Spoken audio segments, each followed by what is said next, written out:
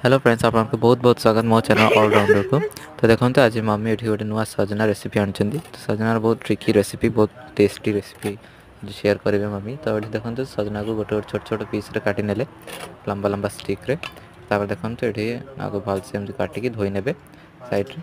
तापर गोटे कड़े गैस रे नहीं नेबे। तापर याको पानी दे नेबे। पानी टाक टिके गरम हो आसला पर आप देदेवे जो सजना को आप भलसे सिझेबा छाड़देवे। सोटे टे भलसे सिझी देखते आम देदेले। स्वाद अनुसार लुण देने सोटे लुण ता भर भलसे जीव भलसे सिझीगला आप काढ़ी रखिने।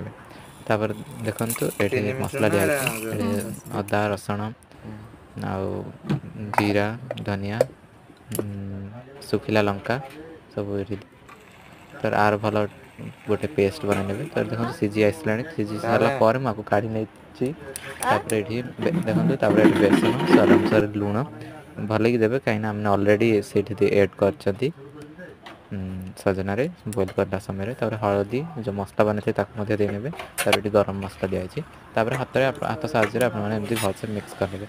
देखो मिक्स होगापर एमती किसी दिशुची तब रेडी होगा। तापर ये गोटे टवा नहीं पैन तापर एक्सक्यूज मी किसी तेल देने तेल को भलसे स्प्रेड करने सोटे भलसे स्प्रेड होपर आप गोटे गोटे करके आगे देपारे। बहुत इजी आउ सहजरे हो जाए। एटा इजी बहुत टेस्टी हो जाए।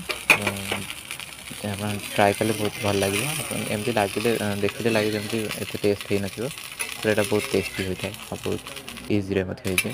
और ड्रमस्टिक मतलब सजना आम जानते बहुत हेल्थ में बहुत हितकारी बहुत भल जानते आयरन बहुत मात्रा थाए।